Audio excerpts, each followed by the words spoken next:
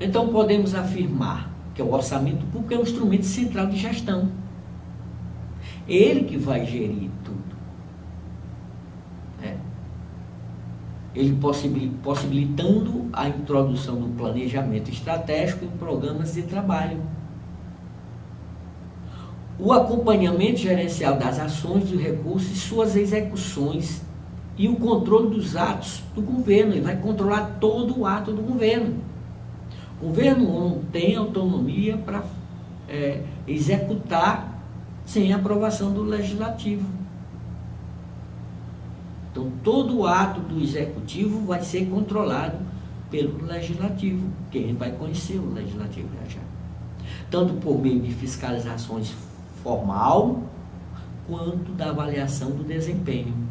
Temos as fiscalizações formais, são as fiscalizações formadas pelo Poder Legislativo, quanto pela avaliação de desempenho. Teve desempenho? Eu realmente estou executando, né? A minha gestão vai ter resultados positivos no desempenho lá do investimento que eu fiz na educação. Vou diminuir o número de analfabetos, eu vou diminuir o número de pessoas que não têm moradia, vou ter desempenho. O meu desempenho vai ser, durante minha gestão, em 50% de melhoria, em 20%, em 10%, em 1%, mas eu vou ter um desempenho nessas minhas avaliações.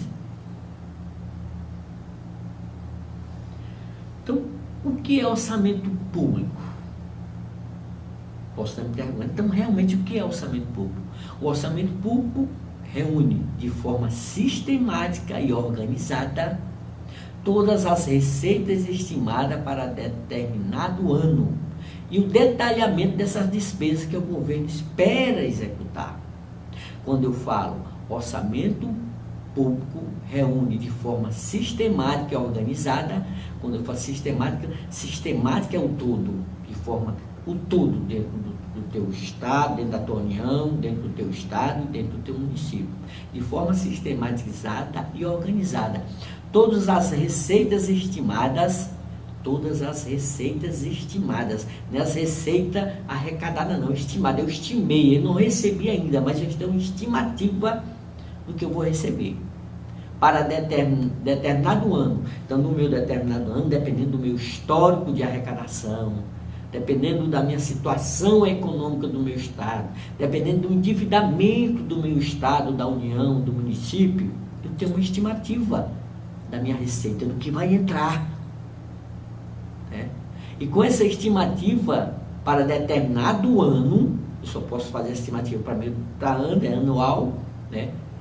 E o detalhamento da despesa que o governo espera executar, porque lá no PPA, que é o Plano Plurianual, ele já disse que vai estar lá, vou gastar tantos com educação, vou gastar 10% com isso, né? Vou gastar tantos por cento com isso, dependendo do que está a norma da lei orçamentária, ele vai estar executando um gasto naquele setor. E aí ele tem um detalhamento da sua despesa, mas a sua receita ele não tem, ele tem só uma estimativa para um determinado ano. A sua forma, portanto, ele é um documento contábil de receita e despesa. Então percebe que ele é um documento contábil de receita e despesa. Quem pagou contabilidade de custo, quem não pagou ele vai pagar, vai ter um detalhamento maior sobre receita e despesa. Receita é tudo que entra, despesa é tudo que eu vou gastar. Só que no orçamento público a minha receita é uma estimativa do que eu vou arrecadar para esse ano, para mim poder detalhar, né, as minhas despesas que eu vou executar. Aí nós temos o Sistema Brasileiro de Planejamento e Orçamento, certo? Então tem que ter esse planejamento. Nós temos a adoção do sistema de planejamento, constituído por um plano e programa nacional, regional e setorial. Nacional é o da União, regional de todas as regiões, região Nordeste, região Sudeste, região Sul, e setoriais que vêm pelos setores, né? E nós vamos mais na frente se aprofundar sobre esses planos e programas nacional, regional e setorial. A consolidação de um plano plurianual de médio prazo.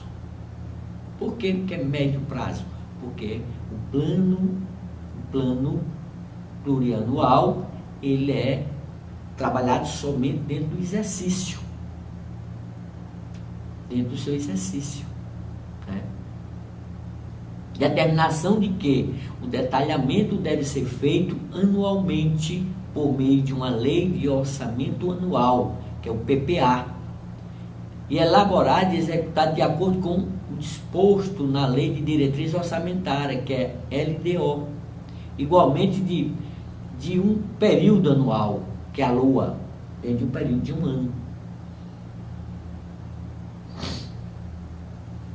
Olimar Baleiro, ele trabalha esse conceito que o orçamento é um ato pela qual o poder legislativo autoriza o poder executivo, por certo período, em promenor, as despesas destinadas ao funcionamento do serviço público.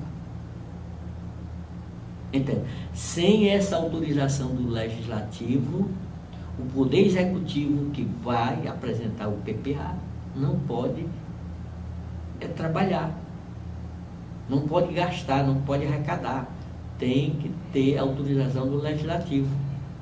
E aí a gente vê as obrigatoriedades, obrigatório, as elaborações de lei, e ela é uma iniciativa do poder executivo. Ele faz o PPA e apresenta ao Congresso Nacional, isso a nível de União. A União, eu me refiro ao Poder Executivo, o presidente. Então, o presidente, que representa a União, ele apresenta o seu PPA, o seu plano plurianual, certo? Ao Congresso, que é constituído pelos deputados federais e os senadores, para que eles possam fazer a apreciação dessa PPA, para que o governo possa trabalhar durante o seu exercício, certo? Com a criação da LOA, que é Lei de Orçamento Anual, trabalha anualmente. Nos estados, o estado é representado pelos governos, governadores.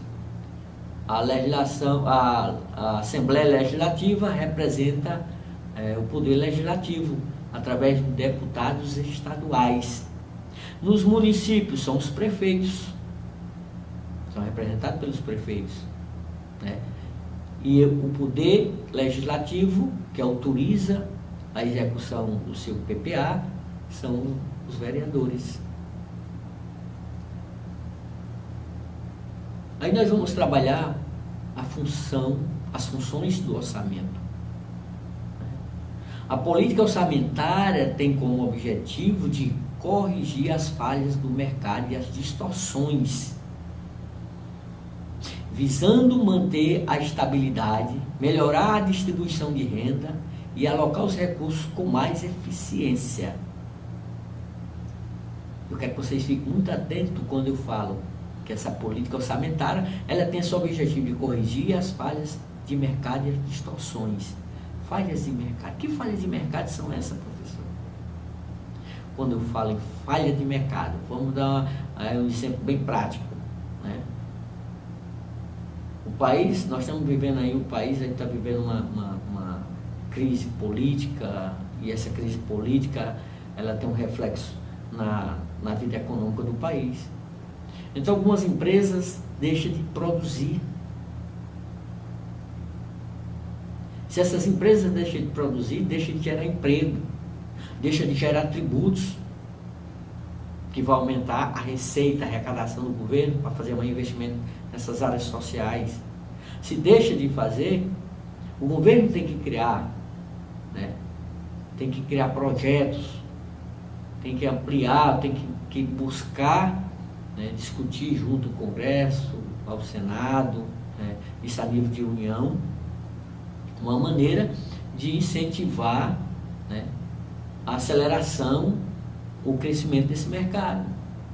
Então vamos lá imaginar que o setor automobilístico esteja aí passando por uma crise, tem uma previsão de demissão de tantos mil funcionários, que vai trazer um prejuízo financeiro muito grande, tanto para as famílias como para o governo. As famílias deixam de consumir, se deixa de consumir, né, deixa de produzir tributos, o governo deixa de arrecadar, a situação da família se torna uma situação realmente que precisa da ajuda do governo, a intervenção. Então ele vai corrigir essas falhas através de busca de investimento para essa área, através de incentivo fiscal, diminui o juro, né, sobre a compra de veículo, e ele vai motivar, como o governo fez isso, muito, né, visando manter essa estabilidade nesse setor. Como nesse setor existe o setor de construção civil, com essa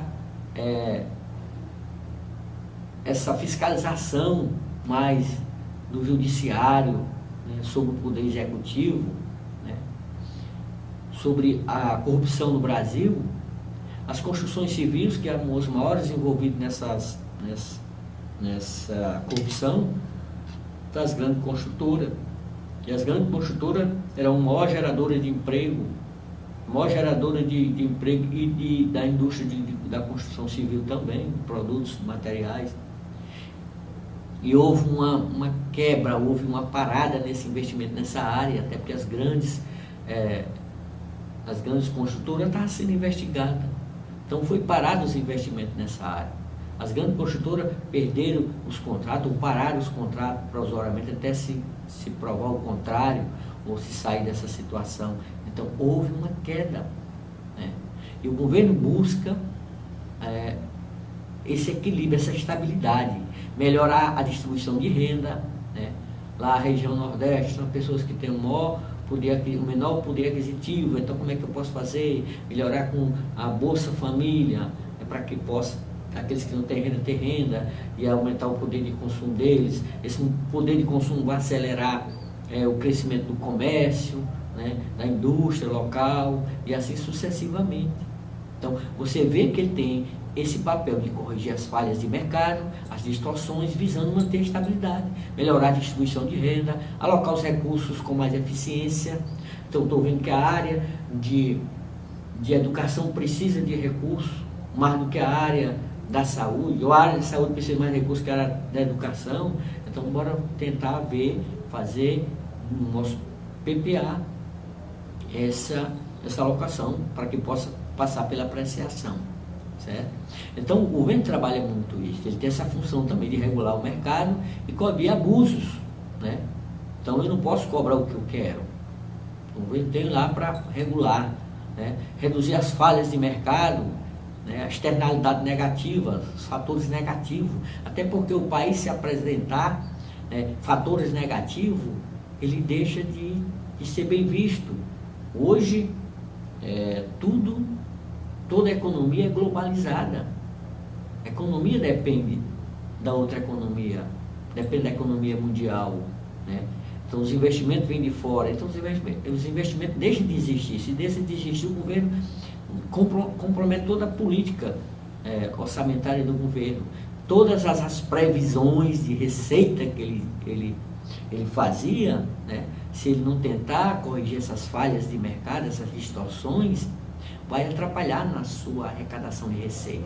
Atrapalhando na sua arrecadação de receita, vai atrapalhar no seu planejamento de